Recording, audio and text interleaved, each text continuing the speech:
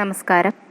Water authority LD typist August മാസം നടക്കാൻ പോകുന്ന എക്സാമിൻ്റെ മൂന്നാമത്തെ മൊഡ്യൂളിലെ C++ ബേസിക്സ് എന്ന സെക്ഷനിലെ ടോപ്പിക്സാണ് ഡിസ്കസ് ചെയ്യുന്നത്. അപ്പോൾ ആദ്യത്തെ ക്ലാസ്സുകളിലൊക്കെ നമ്മൾ ഫസ്റ്റ് ടോപ്പിക്കൊക്കെ ഡിസ്കസ് ചെയ്തിട്ടുണ്ട് കേട്ടോ. അപ്പോൾ ഇന്ന് നോക്കുന്നത് C++ ടോക്കൺസ്. എന്താണ് ടോക്കണുകൾ എന്ന് പറയുന്നത്? ടോക്കണുകൾ എന്ന് പറയുന്നത് നമ്മുടെ C++ പ്രോഗ്രാമുകളിലെ ഇൻഡിവിജ്വലായിട്ട് ഏറ്റവും സ്മാളസ്റ്റ് ആയിട്ടുള്ള ഏറ്റവും ചെറിയ യൂണിറ്റുകളാണ് ആരെന്ന് പറയുന്നത് ടോക്കണുകൾ എന്ന് പറയുന്നത്.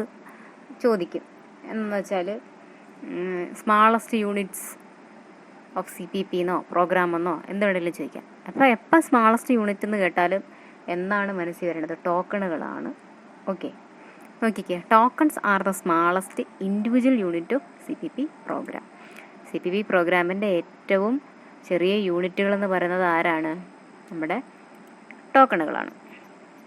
Okay,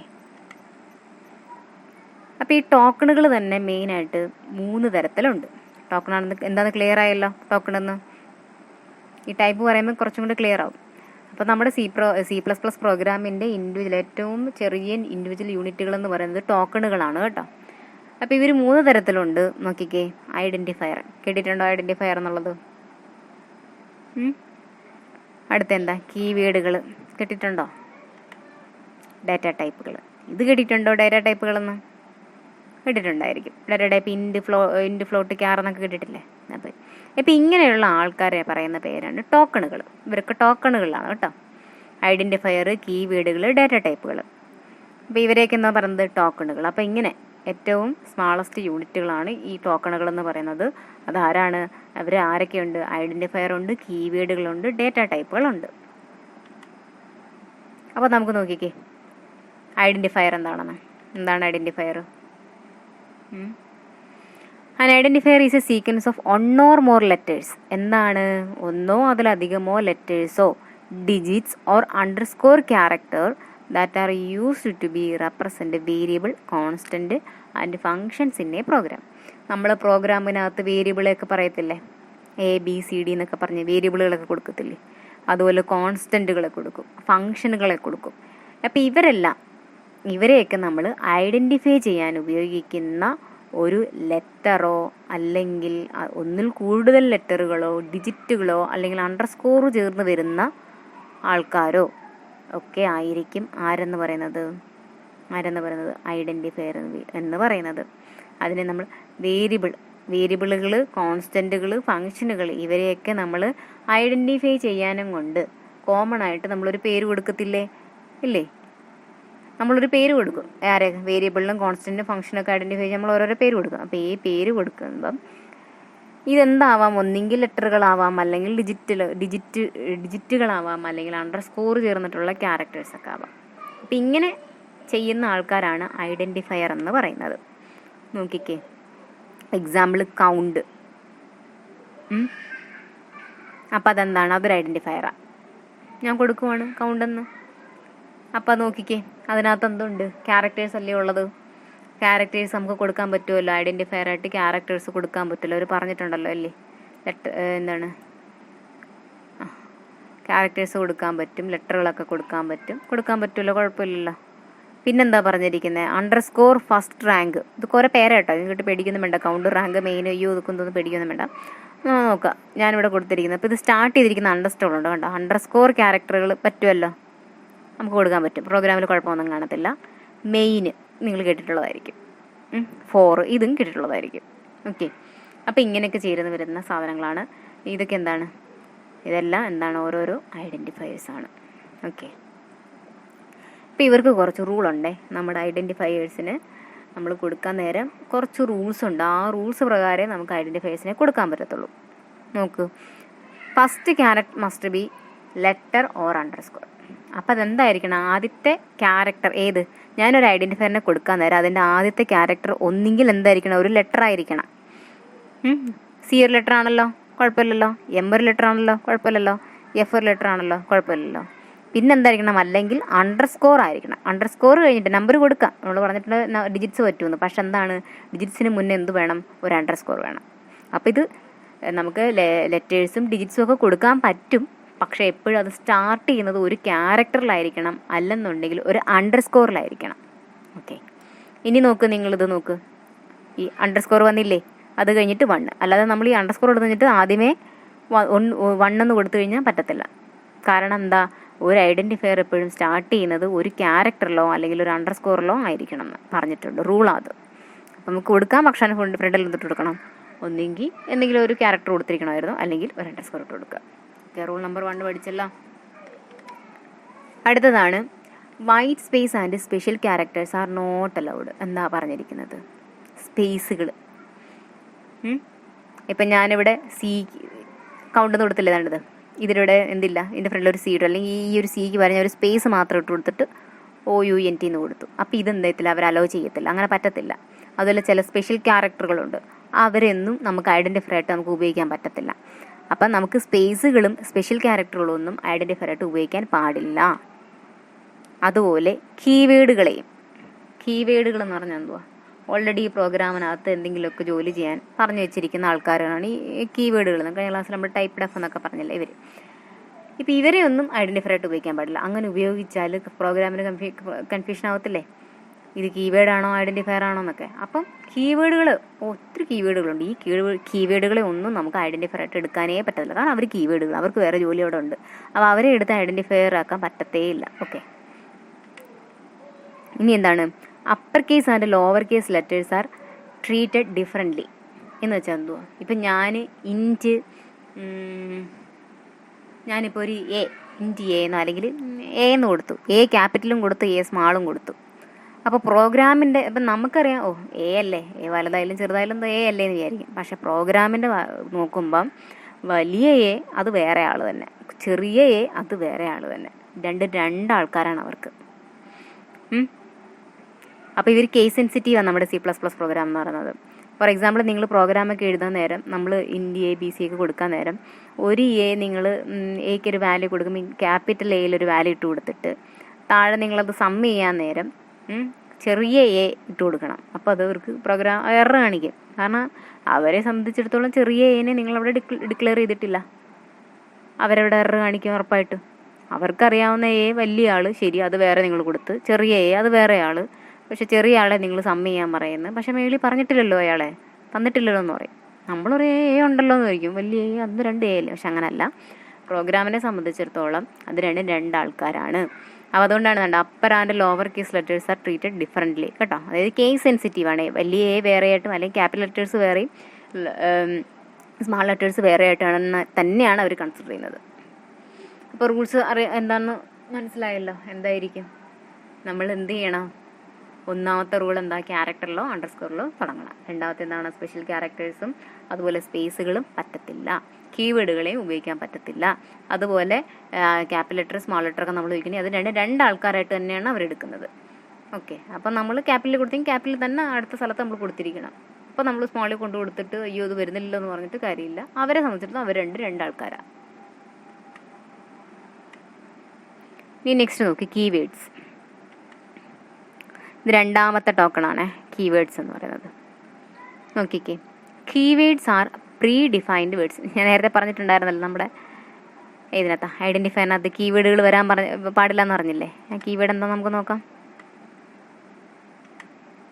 keywords are predefined words that are used to identify operations and data description. എന്താ പറഞ്ഞിരിക്കുന്നത്, കീവേഡുകൾ പ്രീ ഡിഫൈൻഡ് ആണ്. ഇത് എവിടെയെങ്കിലും കേട്ടിട്ടുണ്ടോ? കഴിഞ്ഞ ക്ലാസ്സിലൊക്കെ നമ്മൾ പറഞ്ഞിട്ടുണ്ടായിരുന്നു. പ്രീ ഡിഫൈൻഡ് എന്ന് പറഞ്ഞാൽ എന്താ, നേരത്തെ ഡിഫൈൻ ചെയ്ത് വെച്ചിരിക്കുക. ആരെ? കീവേഡുകളെ നേരത്തെ ഡിഫൈൻ ചെയ്ത് വെച്ചിരിക്കുന്ന വേർഡുകളാണ്. ഓക്കെ, ഓൾറെഡി ഡിഫൈൻ ചെയ്ത് വെച്ചിരിക്കുന്ന കുറച്ച് വേർഡുകളാണ് ഈ കീവേഡുകൾ എന്ന് പറയുന്നത്. That are used to identify operations and data descriptions. എന്തിനു വേണ്ടിയിട്ട്? അതായത് കുറച്ച് വേർഡുകൾ നമ്മൾ കൺസിഡർ ചെയ്തിട്ടുണ്ട്, അവരെയെല്ലാം നമ്മൾ നേരത്തെ ഡിഫൈൻ ചെയ്ത് വെച്ചിട്ടുണ്ട്. അതിനെ നമ്മൾ കീവേഡുകൾ എന്നറിയപ്പെടുന്നു. ഇവരെ നമ്മൾ എന്തിനു ഉപയോഗിക്കുന്നു?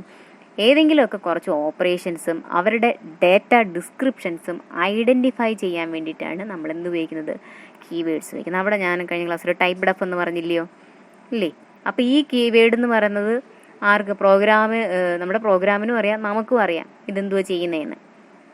അപ്പോൾ അത് ഐഡൻറ്റിഫൈ ചെയ്യുന്നത് നമ്മൾ ആ ഒരു ടൈപ്പ് ഡെഫ് എന്ന് പറയുന്ന കീവേഡിലൂടെ ആയിരുന്നു. അപ്പം അങ്ങനെ ആ ഒരു ഓൾറെഡി ഒരു വേർഡായിരിക്കും, ഓൾറെഡി ഉള്ള ഒരു വേർഡായിരിക്കും, അതിനകത്ത് എന്ത് കാണും, അത് ചെയ്യേണ്ട ജോലികൾ എന്തോന്ന് കാണും. ഓക്കെ, അങ്ങനെ നേരത്തെ ഡിഫൈൻ ചെയ്ത് വെച്ചിരിക്കുന്ന കുറച്ച് വേർഡുകളിനെയാണ് നമ്മൾ എന്തെന്ന് പറയുന്നത്, കീവേഡുകളെന്ന് പറയുന്നത്. അപ്പോൾ ഇതിന് മറ്റൊരു പേരും പറയാം, റിസർവ്ഡ് വേർഡ്സ്. അതായത് കുറേ വാക്കുകൾ, ഈ വാക്കുകൾ പ്രോഗ്രാം തന്നെ റിസർവ് ചെയ്ത് വെച്ചിട്ടുണ്ട്. അവരെന്നെ റിസർവ് ചെയ്ത് വെച്ചാൽ ഇത്രയും വാക്കുകളൊക്കെ ഞങ്ങൾ റിസർവ് ചെയ്ത് വെച്ചിരിക്കുകയാണ്, നിങ്ങൾക്കത് ഉപയോഗിക്കാൻ പറ്റില്ല. അപ്പോൾ അതുകൊണ്ടാണ് ഐഡൻറ്റിഫയർ ആയിട്ട് നമുക്ക് ആരും ഉപയോഗിക്കാൻ പറ്റാത്ത, കീവേഡുകൾ ഉപയോഗിക്കാൻ പറ്റില്ല. കാരണം അവർ റിസർവ് ചെയ്ത് വെച്ചിരിക്കുന്നത് ഞങ്ങളുടെ വാക്കാണ്, ഞങ്ങളുടെ വേർഡുകളാണെന്നും പറഞ്ഞിട്ട് അവർ റിസർവ് ചെയ്ത് വെച്ചിരിക്കുകയാണ്.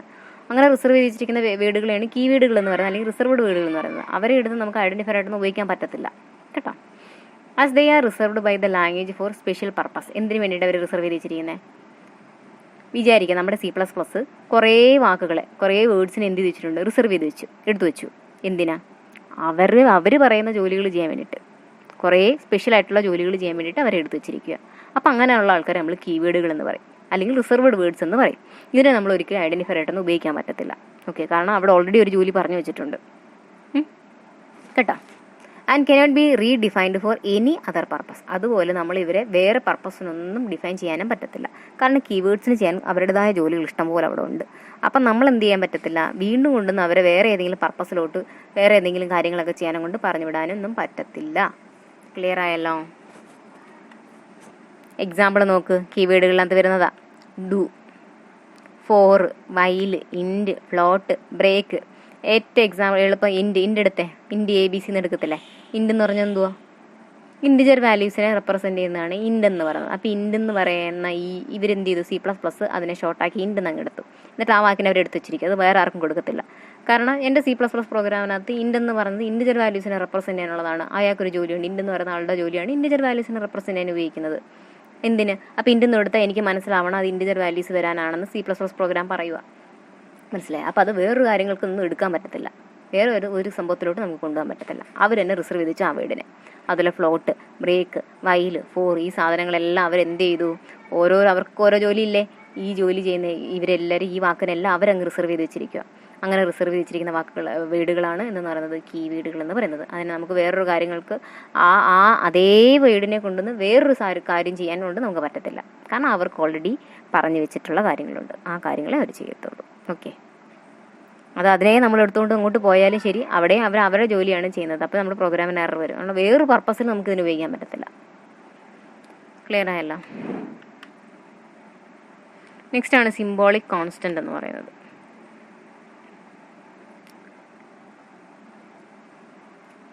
സിംബോളിക് കോൺസ്റ്റന്റ് നോക്കിക്കേ.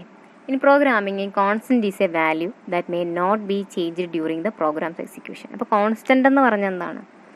വാല്യൂസിന് ചേഞ്ച് വരാത്തത്, ഇല്ലേ, മാറ്റം വരാത്തത്, ചേഞ്ച് ആവാത്ത കാര്യമാണ് കോൺസ്റ്റന്റ് എന്ന് പറയുന്നത്. അപ്പോൾ ഇതെന്ത് ചെയ്യും, പ്രോഗ്രാം എക്സിക്യൂട്ട് ചെയ്യുന്ന സമയത്തും എന്ത് ചെയ്യത്തില്ല, ഈ വാല്യൂവിന് എന്ത് കാണത്തില്ല, മാറ്റം കാണത്തില്ല. അങ്ങനെയാണെങ്കിൽ നമുക്ക് അതിനെന്തെന്ന് അറിയാം, ആ വാല്യൂ ഒരു കോൺസ്റ്റന്റ് ആണെന്ന് അറിയാം. പിന്നീട് അത് മാറത്തില്ല.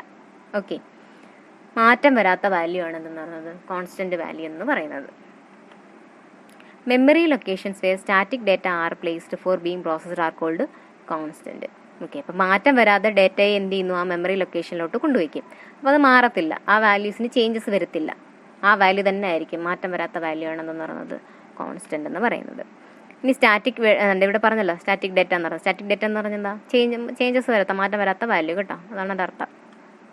അപ്പോൾ constant values that are associated with an identifier. അപ്പോൾ കോൺസ്റ്റന്റ് വാല്യൂകൾ ഐഡൻറ്റിഫയർ ആയിട്ടൊരു അസോസിയേറ്റ് ചെയ്യുന്നുണ്ട്. They are also sometimes called symbolic constant. അപ്പം നമ്മൾ ചില സമയത്ത് നമുക്ക് അവരെ എന്തെന്ന് പറയാം, സിംബോളിക് കോൺസ്റ്റന്റുകളെന്ന് പറയാം. ഓക്കെ, സിംബോളിക് കോൺസ്റ്റന്റ് എന്ന് പറയാം. കോൺസ്റ്റന്റുകൾ ചില സമയത്ത് നമ്മുടെ ഐഡൻറ്റിഫയേഴ്സുമായിട്ട് എന്ത് ചെയ്യുന്നു, അസോസിയേറ്റ് ചെയ്യുന്നുണ്ട്. അപ്പോൾ ചില സമയത്ത് നമുക്ക് അവരെ കോൺസ്റ്റൻ്റ് അല്ലെങ്കിൽ സിംബോളിക് കോൺസ്റ്റന്റുകൾ എന്നൊക്കെ നമുക്ക് പറയാം. എക്സാമ്പിൾ നോക്കിക്കേ, പൈ. നമ്മൾ സർക്കിളിൻ്റെ ഏരിയ ഒക്കെ കണ്ടുപിടിക്കാനും കൊണ്ട് πr² ഒക്കെ കൊടുക്കത്തില്ലേ. അപ്പോൾ പൈയുടെ വാല്യൂ എന്ന് പറയുന്നത് പണ്ട് മുതലേ കണ്ടുപിടിച്ച് വെച്ചിരിക്കുകയാണ് 3.14 എന്നത്.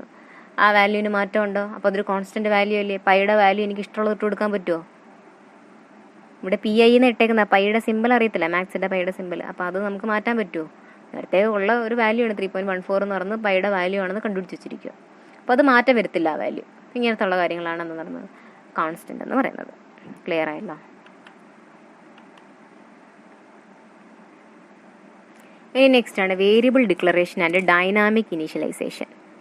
അടുത്ത ടോപ്പിക്കാണ് variable declaration and dynamic initialisation. അപ്പോൾ വേരിയബിൾ ഡിക്ലറേഷൻ എന്ന് പറഞ്ഞാൽ എന്താ? It is a process of declaring memory space for storing value of a specific data type. എന്തുവാ പറഞ്ഞിരിക്കുന്നത്? ഒന്നുകൂടെ വായിച്ചേ. It is the process of declaring memory space. എന്ത് ചെയ്യുന്നു? മെമ്മറി സ്പേസിനെ നമ്മൾ ഡിക്ലെയർ ചെയ്യുക എന്ന് പറഞ്ഞാൽ എന്താണെന്നറിയോ? സിമ്പിളായിട്ട് പറഞ്ഞാൽ നമ്മൾ പറഞ്ഞു വയ്ക്കുക. ആദ്യമേ അങ്ങ് പറഞ്ഞു വയ്ക്കുക. പറഞ്ഞു വയ്ക്കുന്നത് നമ്മൾ പ്രോഗ്രാമിൽ ആദ്യമേ എഴുതി വയ്ക്കണം. റിസർവ് ചെയ്ത് പോവാം. അപ്പം എൻ്റെ ഭാഷയിൽ ഞാൻ പറയും പറഞ്ഞു വയ്ക്കുക എന്ന് പറയും. ആദ്യമേ നമ്മൾ എന്ത് ചെയ്യും? പറഞ്ഞു വയ്ക്കും. എന്ത്? മെമ്മറി സ്പേസ്, ഇത്ര മെമ്മറി സ്പേസ് വേണമെന്ന് പറഞ്ഞു വയ്ക്കും. എന്തിനു വേണ്ടിയിട്ട്? For storing values of specific data type. ഇന്ന ഡാറ്റ ടൈപ്പിലുള്ള ആൾക്കാരിലെ വാല്യൂസ് പോയി സ്റ്റോർ ആവാനും കൊണ്ട് എനിക്ക് ഇത്ര സ്പേസുകൾ വേണം എന്ന് ഞാൻ ആദ്യമേ പറഞ്ഞു വയ്ക്കും. അപ്പോൾ അങ്ങനെ പറഞ്ഞു വയ്ക്കുന്നതിനാണ് ഞാൻ എന്തെന്ന് പറയുന്നത് വേരിയബിൾ ഡിക്ലറേഷൻ എന്ന് പറയുന്നത്. For example int a. അപ്പം ഞാൻ എന്ത് ചെയ്തു? മെമ്മറിയിൽ എ എന്ന് പറയുന്ന പേരിൽ എന്ത് ചെയ്തു? എനിക്ക് മെമ്മറി സ്പേസ് ഞാൻ അവിടെ പറഞ്ഞു വെച്ചു. ഓക്കെ, മനസ്സിലായോ? അപ്പോൾ ഫ്ലോട്ടിലാണെങ്കിൽ ഫ്ലോട്ട് ബി എന്ന് പറഞ്ഞു. അപ്പം ഫ്ലോട്ട് എന്ന് പറയുന്ന ഡാറ്റ ടൈപ്പിലെ ബി എന്ന് പറയുന്ന പേരിൽ ഞാൻ എന്ത് ചെയ്തു? അവിടെ കുറച്ച് സ്ഥലം പറഞ്ഞു വെച്ചു. ഇങ്ങനെ മെമ്മറി സ്പേസ് ഞാൻ പറഞ്ഞു വെക്കുന്നതാണ് വേരിയബിൾ ഡിക്ലറേഷൻ എന്ന് പറയുന്നത്. ഓക്കെ, ഇനി വേരിയബിൾ ഇനീഷ്യലൈസേഷൻ എന്ന് പറഞ്ഞാൽ എന്താണ്?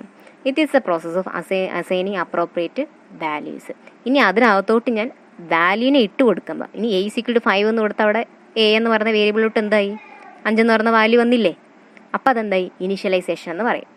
അപ്പോൾ ഞാൻ ആദ്യമേ ഇൻഡി എ എന്ന് മാത്രം കൊടുത്തൊരു സെമിക്കോളൻ ഇട്ടെന്ന് വിചാരിച്ചു. അപ്പോൾ അതെന്തായി?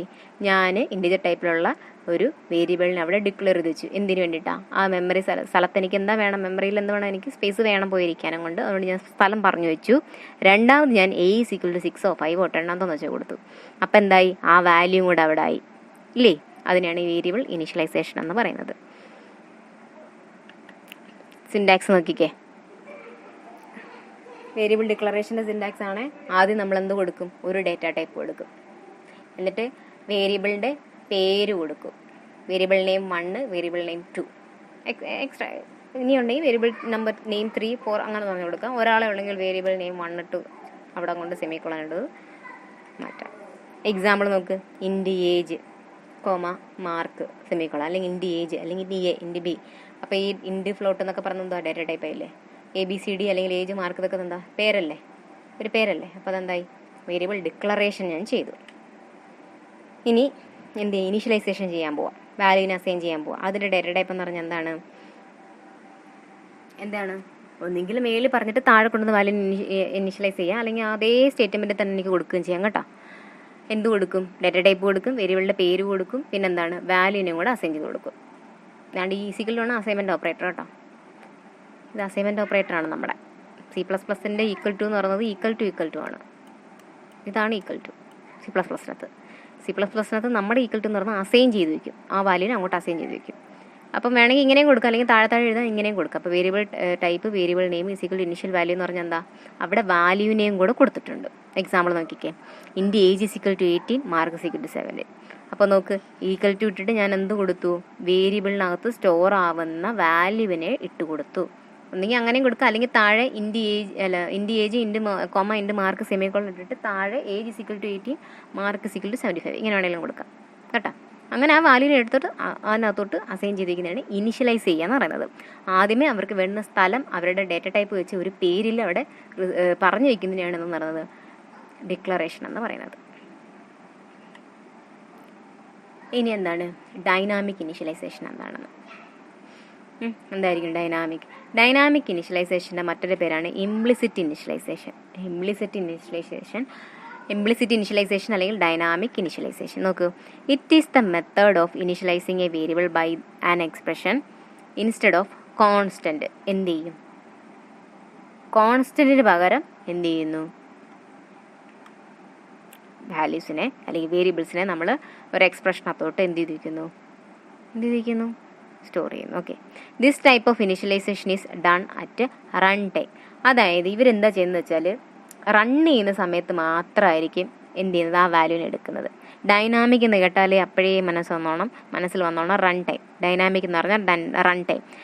അവരെന്ത് ചെയ്യുന്ന വെച്ചാൽ നമ്മൾ കമ്പയർ ചെയ്ത് റൺ ചെയ്യത്തില്ലേ പ്രോഗ്രാം, ആ റൺ ചെയ്യുന്ന സമയത്ത് മാത്രമേ ആ വാല്യൂവിനെ അവർ എന്ത് ചെയ്യത്തുള്ളൂ, ഇനിഷ്യലൈസ് ചെയ്യത്തുള്ളൂ, എടുക്കത്തുള്ളൂ കേട്ടോ. ആ വാല്യൂവിനെ അവർ എടുക്കത്തുള്ളൂ. അപ്പം അങ്ങനെ വരുന്നതിനെയാണ് നമ്മൾ ഡൈനാമിക് ഇനിഷ്യലൈസേഷൻ. അല്ലാത്ത സമയത്തൊന്നും എന്ത് വരത്തില്ല, അത് നമ്മുടെ പ്രോഗ്രാമിൻ്റെ സെക്ഷനിലോട്ടൊന്നും വരത്തില്ല. നമ്മൾ റൺ ചെയ്യുന്ന സമയത്ത് മാത്രം അവരങ്ങോട്ട് വന്നിട്ട് പോകും. ഓക്കെ, അപ്പോൾ അങ്ങനെ ഡൈനാമിക് എപ്പം മനസ്സിൽ കേട്ടാലും വിചാരിച്ചോണം റൺ ടൈമാണ്. ഡൈനാമിക് എന്ന് കേട്ടാൽ എന്താണ്, റൺ ടൈമിൽ വരുന്ന കാര്യമാണ്, റൺ ചെയ്യുന്ന സമയത്ത് വരുന്നതാണ്. ഇനി നെക്സ്റ്റ് ആണ് C++ സ്റ്റേറ്റ്മെൻറ്റുകൾ. എന്താണ് സ്റ്റേറ്റ്മെൻറ്റുകൾ ആയിരിക്കും? Okay, which are one or more program instruction given to the C++ compiler. C++ൻ്റെ കമ്പൈലറിനകത്തോട്ട് നമ്മൾ കൊടുക്കുന്ന ഇൻസ്ട്രക്ഷനുകളാണ് എന്തെന്ന് പറയുന്നത്, സ്റ്റേറ്റ്മെൻറ്റുകൾ എന്ന് പറയുന്നത്. ഒന്നോ അതിലധികമോ ആകാം. അപ്പം നമ്മൾ ബോഡി ഇട്ട് കൊടുത്തു കഴിഞ്ഞിട്ട്, അതായത് ഹാഷിങ്ങിലൂടെയൊക്കെ കൊടുത്ത് എല്ലാം കഴിഞ്ഞിട്ട് നമ്മൾ ഓപ്പൺ ബ്രേസ് ഇട്ട് കഴിഞ്ഞിട്ട് അതിനകത്ത് എഴുതത്തില്ലേ, എന്ത് ചെയ്യും, നമ്മൾ സെമി കോളനിൽ എൻഡ് ചെയ്യുന്ന ഓരോരോ ലൈനുകൾ, ഇതെല്ലാം എന്താണ്, ഓരോരോ സ്റ്റേറ്റ്മെൻറ്റുകളാണ് കേട്ടോ. ബോഡിക്കകത്ത് എഴുതുന്ന സെമി കോളൻ വെച്ച് എൻഡ് ചെയ്യുന്ന ഓരോരോ ലൈനുകളും എന്താണ്, സ്റ്റേറ്റ്മെൻറ്റുകളാണ്. ഓക്കെ, അതിനുശേഷം സ്റ്റേറ്റ്മെൻ്റ് എല്ലാം എഴുതി കഴിയുമ്പോൾ നമ്മൾ വീണ്ടും ക്ലോസിംഗ് ബ്രേസ് ഇട്ട് കൊടുക്കും. ഓക്കെ, അപ്പോൾ നമ്മൾ C++ കമ്പൈലറിനകത്തോട്ട് ഓരോരോ ഇൻസ്ട്രക്ഷൻ കൊടുക്കുന്നതിന് ആ ഇൻസ്ട്രക്ഷൻസ് എന്ത് വെച്ചിട്ട് എൻഡ് ചെയ്യും, ഒരു സെമി കോളൻ വെച്ചിട്ടായിരിക്കും എൻഡ് ചെയ്യുന്നത്. അതിനെല്ലാം നമ്മൾ സ്റ്റേറ്റ്മെൻറ്റുകൾ എന്നാണ് പറയുന്നത്. ഓക്കെ, നമുക്ക് each statement ends with a semi colon കേട്ടോ. എല്ലാ സ്റ്റേറ്റ്മെൻറ്റുകളും സെമി കോളൻ വെച്ചിട്ടായിരിക്കും എൻഡ് ചെയ്യുന്നത്. It include variable declaration and expressions. എന്തും വരും അതിനകത്ത്, വേരിയബിൾ ഡിക്ലറേഷനും എക്സ്പ്രഷനുകളും എല്ലാം ഇതിനകത്ത് പെടും. ഇതിനകത്ത് സ്റ്റേറ്റ്മെൻറ്റിനകത്ത് വരും. എന്താ, ഇന്ത്യ ഈസിക്വൽ ടു എന്ന് പറഞ്ഞാൽ കൊടുക്കത്തില്ല, ഈസിക്വൽ ടു 5 എന്നോ അങ്ങനെ ഡിക്ലെയർ ചെയ്യത്തില്ലേ, അതും ഒരു സ്റ്റേറ്റ്മെൻ്റ് ആണ്. ഇനി എക്സ്പ്രഷൻ എഴുതുന്നത്, സം ഈസിക്വൽ ടു A+B എന്നൊക്കെ പറഞ്ഞ എക്സ്പ്രഷൻ എഴുതുന്നത്, അതും എന്താണ്, സ്റ്റേറ്റ്മെൻറ്റുകളാണ്. അതെല്ലാം നമ്മൾ സെമിക്കോളം വെച്ചിട്ടില്ല എൻഡ് ചെയ്ത്, നിങ്ങൾ സെമിക്കോളം ഇട്ടില്ലെങ്കിൽ എന്താ കാണിക്കുക, എറർ കാണിക്കല്ലേ. അപ്പം അവരെല്ലാവരും എന്താണ്, സ്റ്റേറ്റ്മെൻറ്റുകൾ തന്നെയാണ്. നോക്കിക്കോ ഒരു example, C out hello world. നോക്ക്, നമ്മൾ പ്രോഗ്രാമിനകത്ത് എഴുതുന്നല്ലേ, ഓപ്പണിംഗ് ബ്രേസിനകത്ത് എഴുതുന്നല്ലേ, അതുപോലെ സെമിക്കോളൻ വെച്ച് എൻഡ് ചെയ്യുന്നില്ലേ, അപ്പോൾ അതെന്താണ്, ഒരു സ്റ്റേറ്റ്മെൻറ്റാണ്. CPP contains various types of statements such as expression statement. അപ്പോൾ ഇത് സ്റ്റേറ്റ്മെൻറ്റുകളിൽ പലതരത്തിലുണ്ട് കേട്ടോ. ഒന്ന് എക്സ്പ്രഷൻസ്, ഇപ്പോൾ ഞാൻ നേരത്തെ പറഞ്ഞില്ലേ, സം ഈസ് ഈക്വൽ A+B അങ്ങനെ എക്സ്പ്രഷൻ തരത്തിലുള്ളതായിരിക്കാം. അല്ലെങ്കിൽ ഐട്രേഷൻ സ്റ്റേറ്റ്മെൻ്റ് ആയിരിക്കാം. അതായത് നിങ്ങൾ four i = 0, i <= n, i++ എന്നൊക്കെ പറഞ്ഞ് കൊടുക്കത്തില്ലേ, ഒരു ലൂപ്പ് ഇങ്ങനെ വീണ്ടും വീണ്ടും ആ കാര്യങ്ങൾ നടക്കാൻ വേണ്ടിയിട്ടൊക്കെ ഇല്ലേ, മെട്രിക്സിൻ്റെ പ്രോബ്ലം ഒക്കെ ചെയ്യുമ്പം, പ്രോഗ്രാമൊക്കെ ചെയ്യുമ്പോൾ വരുന്നത് ഐട്രേഷൻ, അങ്ങനത്തുള്ള ഫോർ വൈൽ ഡു വൈൽ ഇതൊക്കെ ചെയ്യുന്നത്, അതൊക്കെയാണ് ഐട്രേഷൻ സ്റ്റേറ്റ്മെൻറ്റുകൾ. അപ്പോൾ ഇങ്ങനത്തുള്ള സ്റ്റേറ്റ്മെൻറ്റുകളാണ് ഐട്രേഷൻ സ്റ്റേറ്റ്മെൻറ്റുകൾ. പിന്നെ സെലക്ഷൻ സ്റ്റേറ്റ്മെൻറ്റ്, ഇഫ് എൽസ് ചെയ്തിട്ടില്ലേ, ഇഫ് A<B എൽസ് എന്നൊക്കെ പറഞ്ഞുകൊണ്ട് ഇല്ലേ, അങ്ങനെ വരുന്ന സ്റ്റേറ്റ്മെൻറ്റുകൾ എക്സെട്ര, അങ്ങനെ പലതരത്തിലുള്ള സ്റ്റേറ്റ്മെൻറ്റുകളുണ്ട് കേട്ടോ.